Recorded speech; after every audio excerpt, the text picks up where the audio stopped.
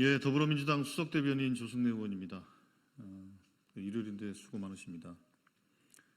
일요일 오후 두 건의 브리핑을 말씀드리도록 하겠습니다. 먼저 윤석열 대통령과 한동훈 대표의 회동과 관련해서 한 말씀 드리겠고요. 관련해서 한 말씀 더 드리도록 하겠습니다. 윤석열 대통령과 한동훈 대표는 민심의 무게를 알고 만나기 바랍니다. 내일 윤석열 대통령과 한동훈 국민의힘 대표가 만납니다. 적어도 김건희 특검 수용을 비롯한 민의에 부합하는 성과가 없는 정치쇼는 국민이 용납하지 않을 것임을 분명히 경고합니다. 겸상불가, 엽상불가에 이어 가까스로 성사된 면담을 두고도 의제 조율은커녕 독대냐 아니냐로 실랑이만 하고 있으니 걱정이 앞섭니다. 그나마도 결국 한동훈 대표가 요구하던 독대 형식이 아닌 정진석 비서실장이 배석하는 형태로 진행된다고 합니다. 한동훈 대표는 이번 면담에서 꽉 막힌 국정을 풀어낼 제대로 된 성과를 내야 합니다. 한동훈 대표가 김건희 여사 대외활동 중단 등 소위 3대 요구안을 말하고 있지만 이는 언발의 오줌 누기에 불과합니다. 김건희 여사 주가 조작 혐의 면죄부로 국민들의 분노가 하늘을 찌르고 있습니다. 오직 특검만이 답이라는 것을 검찰 스스로 증명했습니다.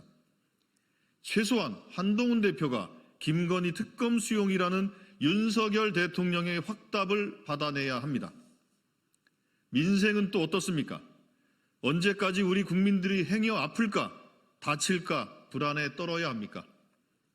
정부가 선포한 재난 상황이 이미 8개월째 접어들었습니다.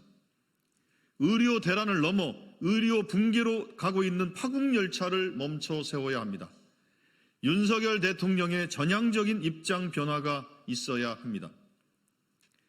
양파처럼 까도 또 나오는 명태균 게이트에 대해서도 윤석열 대통령이 더 이상 거짓 해명을 그만두고 국민들이 납득할 수 있는 설명을 하도록 해야 합니다. 한동훈 대표가 이번에도 국민이 납득할 만한 성과를 못 낸다면 윤석열 정부와 공멸을 피할 수 없을 것입니다. 이번 면담은 한동훈 대표가 여당 대표로서 민의를 받들 의지가 있는지 보여줄 마지막 기회이자 국정 실패 책임을 만회할 마지막 기회임을 명심하기 바랍니다.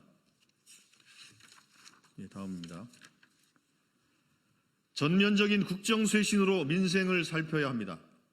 지난 금요일 발표된 한국갤럽 조사에 따르면 10월 셋째 주 윤석열 대통령의 국정 지지율이 22%로 2016년 같은 시기 국정농단 사태 당시 박근혜 대통령보다 낮은 수치를 기록했습니다. 윤석열 대통령은 당시 박근혜 전 대통령보다 긍정평가는 낮고 부정평가는 높은 상황입니다. 침몰하는 난파선, 심리적 탄핵 같은 얘기가 나오는 이유입니다.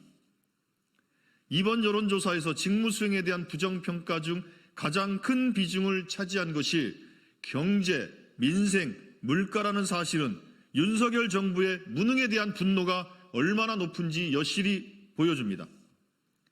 민주당은 이미 여러 차례 윤석열 대통령이 국정을 전면 쇄신하고 내각과 참모진을 전면 개편해야 한다고 말한 바 있습니다.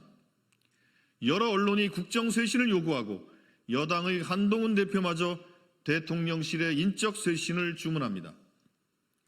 윤석열 대통령의 국정 실패는 단순히 개인의 실패로 그치지 않고 대한민국의 미래를 망가뜨리고 있습니다.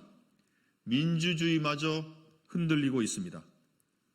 김건희 특검 수용이 국정 쇄신, 민생 회복의 전제입니다. 이번 조사 응답자의 63%가 특검 도입을 요구하고 있습니다. 국민은 무슨 죄를 지어도 소추되지 않는 특권 계급의 존재를 용납할 수 없습니다. 이제 김건희 여사 문제는 특검에 맡기고 민생에 집중하기 바랍니다. 윤석열 대통령은 더 이상 대한민국을 망가뜨리지 말고 국정 쇄신, 민생 살리기에 나서기 바랍니다. 이상입니다. 감사합니다.